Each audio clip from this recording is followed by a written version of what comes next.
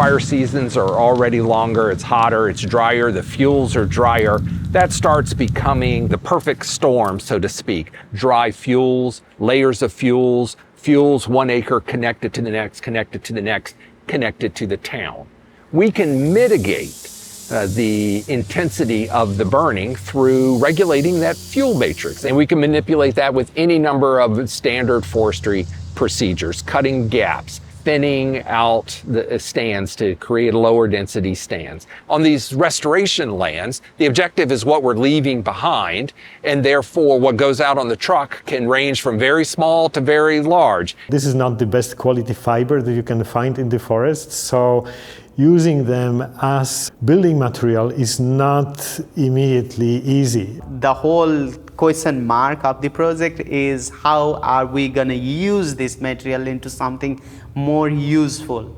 So on the material engineering level, you need to figure out how to build panels of predictable engineering characteristics of this low value material. The problem is that this type of lumber has not been considered for structural uses before. So there is no documentation of what are the mechanical characteristics of the lumber being produced out of these thinnings. We made a model to predict the design values of our CLT panel.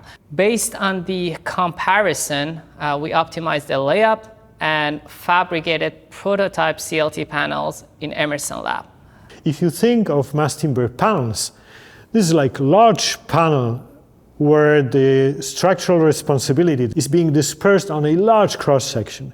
You don't have to put your best fiber in this panel for it to be good for structures. And if we can predict them accurately, then we can tell engineers, this is the property, this is the panel that you can use for certain uses that do not require properties higher than that. In this project, we wanted to explore the possibility of using modular components, and our CLT panels are the basic modular components of the system.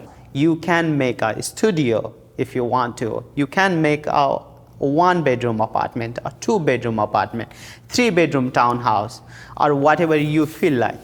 So walls and floors are the components that are made to stock, that are available on the market when needed, with a construction system that allows for rapid construction. You can basically have these guitar parts, transport it to an emergency situation, build it up, then people are going to live there for a month, and then you basically dismantle them, flat pack them in a truck, and then move it to a next site where it's in need.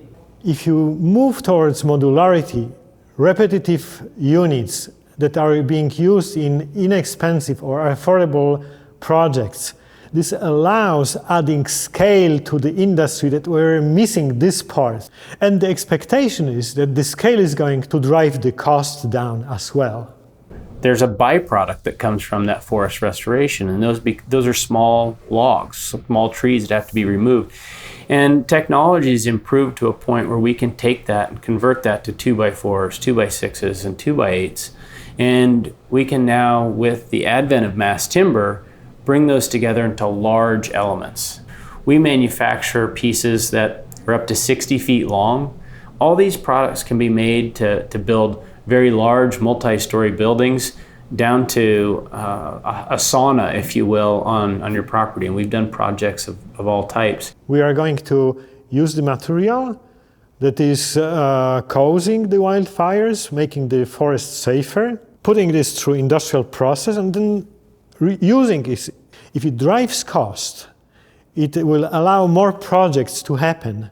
And this will allow more of this low value material to be used. So it is a cycle that feeds itself. Not only you make the environment better, you make our part of the world safer, and you're going to address a couple of perennial societal problems in the same time.